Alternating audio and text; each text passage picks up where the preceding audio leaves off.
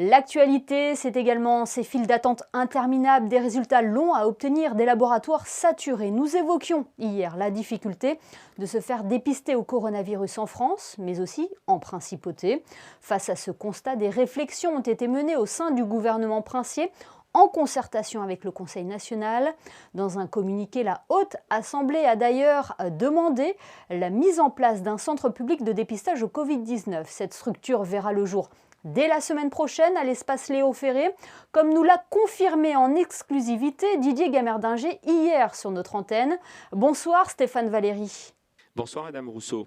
Nous venons d'exposer la situation. Vous saluez cette initiative d'ouvrir un centre de test unique à Monaco. Didier Gamerdinger l'a dit hier, le gouvernement a échangé avec le Conseil national et vous rejoignez totalement sur cette décision.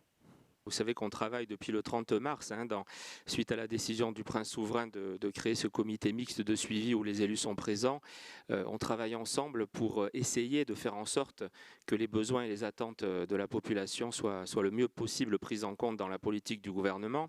Et c'est vrai qu'en rentrant fin août, on a quand même constaté au retour de vacances des résidents, un peu avant la reprise de l'école, qu'il y avait une très forte demande des résidents, mais aussi des salariés de pouvoir être testés en PCR.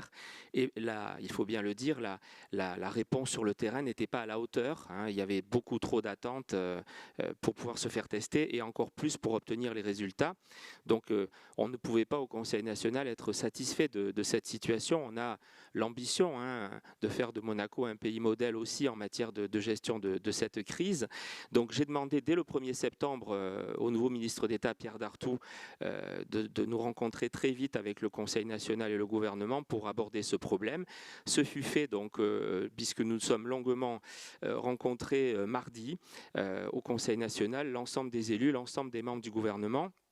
Pour répondre à notre demande, le conseiller pour la santé, Didier Gamerdinger, a proposé d'abord, dans un premier temps, en réunion, de créer un deuxième centre de prélèvement à la Villa Speranza, rue Belrespiro, tout en maintenant celui du Stade Louis II. Ça ne nous a pas semblé être la meilleure solution. Nous avons proposé ce soir-là un seul centre unique de prélèvement de tests PCR national dans un lieu beaucoup plus accessible que la rue Belrespiro.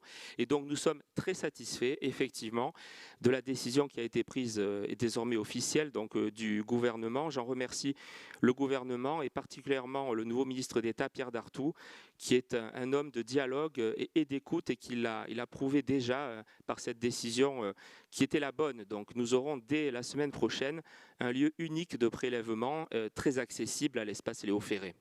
Et je crois aussi que, vous savez, nous avons toujours été responsables au Conseil national, donc il faut dire la vérité. Il ne faut pas demander ce qu'on ne peut pas obtenir. Donc nous demandons une priorisation. D'abord et avant tout, on doit pouvoir tester les symptomatiques dont la situation ne justifie pas l'hospitalisation. Et puis les cas contacts, ceux qui ont été au contact de positifs. C'est la stratégie de l'OMS. Il faut tester, il faut isoler, il faut tracer. Donc priorisons d'abord, bien sûr, les symptomatiques et les cas contacts, mais je comprends aussi que des gens qui ont besoin, par exemple, de voyager ou tout simplement qui veulent se rassurer puissent avoir accès aux tests de manière, alors, disons-le, moins prioritaire. C'est au laboratoire privé de répondre à cette demande. Pour cela, nous devons les aider et je sais que, je répète, le gouvernement y travaille pour qu'il puisse rouvrir à ces tests dans des conditions meilleures que ce qui était le cas ces dernières semaines. Voilà. Et puis, il faut anticiper. Cette crise évolue très vite et les moyens de répondre aux besoins évoluent aussi avec la crise. Aujourd'hui, en Europe, il y a des tests salivaires qui sont désormais opérationnels et efficaces. Ils ont un grand avantage, ils permettent ils sont nettement plus confortables pour ceux qui se font tester que le test PCR qui est assez désagréable. Et puis, ils permettent d'avoir des résultats beaucoup plus rapides. Donc, je crois qu'il faut demander au gouvernement de s'orienter aussi vers la mise en place rapide de tests salivaires dans ce centre national. Puisque nous parlons de l'actualité ensemble et de ce qui se fait dans d'autres pays, Jean Castex, le Premier ministre français, a annoncé hier que la durée d'isolement était réduite à 7 jours contre 14. Qu'est-ce que vous en pensez ? Écoutez, je crois qu'il faut entendre là l'avis des médecins. Je ne suis pas un spécialiste. Il est certain que en tout cas pour la reprise de la vie sociale et de la vie économique, je ne peux que me réjouir. Si les médecins nous confirment que 7 jours sont suffisants, c'est évidemment bien préférable à 14 jours d'isolement. Parlons du plan de relance à présent. Il a été présenté cette semaine. Quelle est votre position sur les mesures annoncées? Elles sont nombreuses pour soutenir l'économie monégasque. Oui, alors voilà un bel exemple, l'aide aux entreprises, aux commerçants, aux travailleurs indépendants, mais aussi le plan de relance aujourd'hui présenté par le gouvernement. C'est un bel exemple, on peut le dire, je crois, de la réussite collective du travail commun, dans la concertation entre le gouvernement et le Conseil national. 14 réunions donc, ont eu lieu, vous le savez, dans le comité mixte. On s'est aussi longuement entretenu mardi dernier, après avoir parlé des tests du plan de relance avec le gouvernement. Je crois que ce plan de relance, il est à la hauteur de ce qu'on peut souhaiter pour Monaco. Monaco qui doit être exemplaire en matière de relance économique. Je note deux ou trois points très importants pour nous. Nous avons voté 300 millions pour aider le gouvernement dès le mois d'avril à prendre les bonnes mesures sanitaires et les bonnes mesures de soutien aux entreprises et aux salariés. 75 millions vont être utilisés dans ce qui a été voté et pas encore dépensé pour poursuivre le CTTR, pour sauver des emplois. Le gouvernement annonce déjà jusqu'à fin octobre.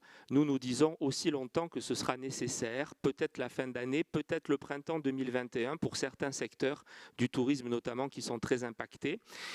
Et puis la CARE, très important, la commission d'assistance à la relance économique est poursuivie.